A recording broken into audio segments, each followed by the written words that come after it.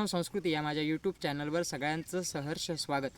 आज श्री छत्रपती शिवाजी महाराज यांची जयंती।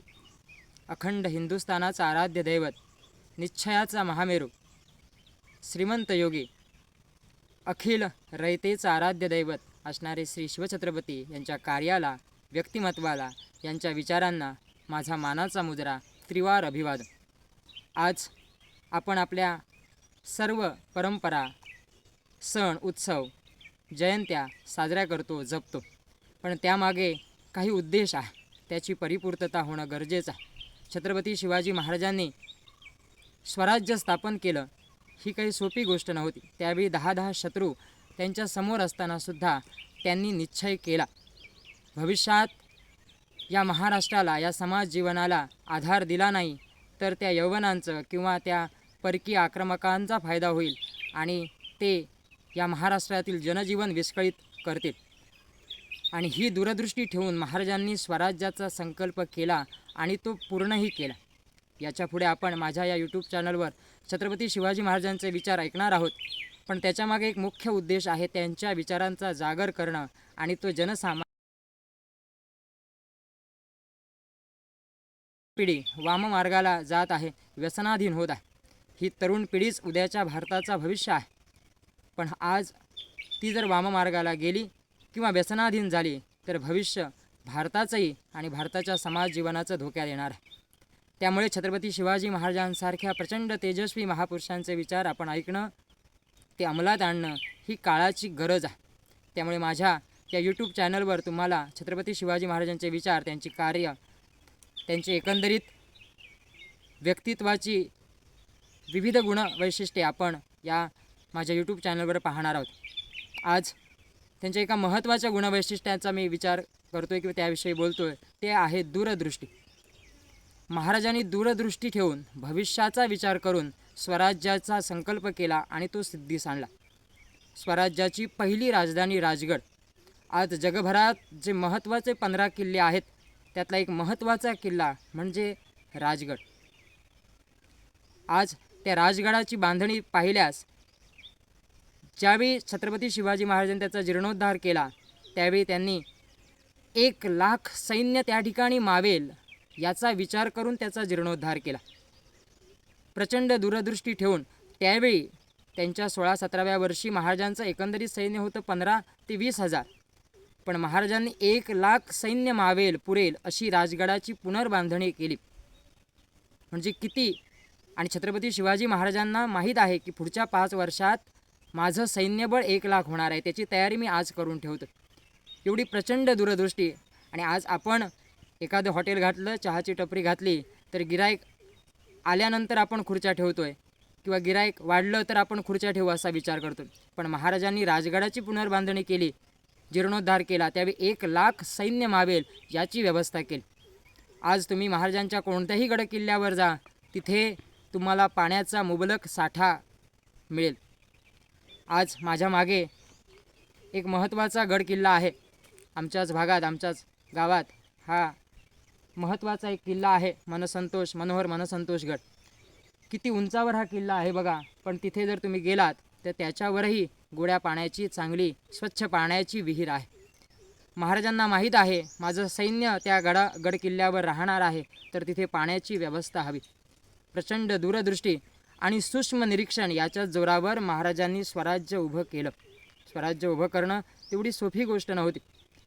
अंतर्गत असणारे शत्रू, बहिर्गत, त्यावेळी जवळपास 10 शत्रू, त्यात 4 परकीय शत्रू, आदिलशहा, निजामशहा, कुतुबशहा, इमादशहा, दिल्लीचे मुघल, पोर्तुगीज, फ्रेंच, इंग्रज आणि अंतर्गत असणारेही शत्रू महाराजांच्या समोर होते। पण महाराजांनी उत्तम संघटनेच्या जोरावर, दूरदृष्टीच्या जोरावर आणि सूक्ष्म निरीक्षणाच्या जोरावर त्यांनी स्वराज्याची स्थापना करून दाखवलीच। आज त्यांचे विचार आपल्यासाठी खूप आदर्श आहेत। एकंदरीत त्यांचं जीवनच आदर्शमय आहे। आमचं पूर्ण जीवन त्यांची माहिती सांगण्यात गेलं तरी ते अपुरंच ठरेल, एवढं त्यांचं जीवन कार्य अफाट आहे। आपल्या 50 वर्षाच्या कारकिर्दीत त्यांनी प्रचंड लोकांना एकत्र आणलं। स्वराज्य एक महत्त्वाचा लोकांना संदेश दिला। पूर्वी राजा संपला की राज्य संपायचं, अशी अनेक राजा आहेत. आपल्याच दक्षिणेकडे असणारं संपन्न विजयनगरचं राज्य, त्या राज्याचा रामराजा नावाचा राजा संपला, आदिलशहाने तो संपवला. त्याच्यानंतर ते राज्य लयास गेलं. पण स्वराज्याला किंवा स्वराज्याच्या बाबतीत तसं झालं नाही. छत्रपती शिवाजी महाराज, त्याच्यानंतर छत्रपती संभाजी महाराज, त्याच्यानंतर छत्रपती राजाराम महाराज, त्याच्यानंतर ताराबाई, अशा असंख्य राजकर्त्यांनी हे स्वराज्याचं राजाचं पद भूषवलं. पण स्वराज्य थांबलं नाही. कारण छत्रपती शिवाजी महाराजांनी आपल्या जनतेला सांगितलेलं होतं, स्वराज्य हे एका राजाचं राज्य नाही, स्वराज्य हा विचार आहे, हे जनतेचं राज्य आहे. एवढा प्रचंड विचार करणारा माझा राजा होता. म्हणून आज 350-400 वर्ष होत आली, छत्रपतींनी बांधलेले किंवा छत्रपतींनी जीर्णोद्धार केलेले आजही शाबूत आहेत. आज मालवणचा किल्ला बघा, आपला सिंधुदुर्ग किल्ला असंख्य लाटांचा किंवा वादळांचा मार सोसत तो किल्ला आजही शाबूत आहे, उभा आहे दिमाखात. आणि गेल्या वर्षी बांधलेले रस्ते आज किंवा गेल्या वर्षी बांधलेली ब्रिज, पूल यंदा कोसळत आहेत. नुसतं सिमेंटमध्ये जान असून चालत नाही, ते बांधणाऱ्याचा इमानसुद्धा महत्त्वाचा असतो. आणि हा इमान निर्माण करण्याचं काम, या मावळ्यांना स्वराज्याप्रती एकत्र आणण्याचं काम छत्रपती शिवाजी महाराजांनी केलं. आज त्यांच्या दूरदृष्टी या गुणवैशिष्ट्यांविषयी आपण चर्चा करत आहोत. भविष्याचा वेध घेऊन आपण जर कार्य केलं तरच उद्याचा भविष्य आपण समृद्ध करू शकतो, घडवू शकतो.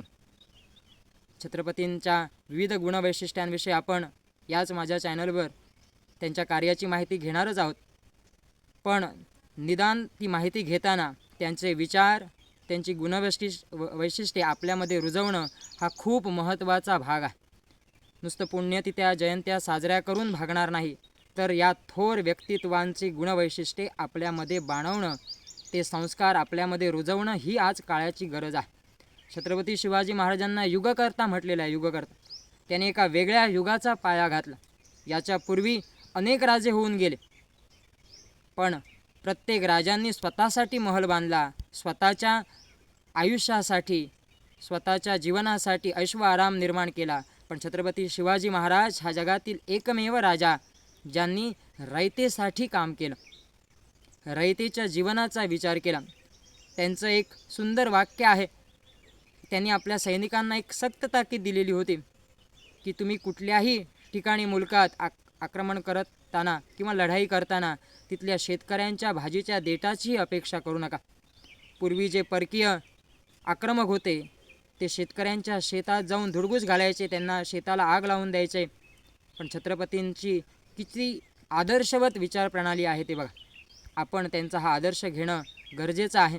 परत त्यांच्या कार्याला, त्यांच्या विचारांना, त्यांच्या व्यक्तिमत्वाला तिवार अभिवादन करून आजचा व्हिडिओ थांबवतो. धन्यवाद.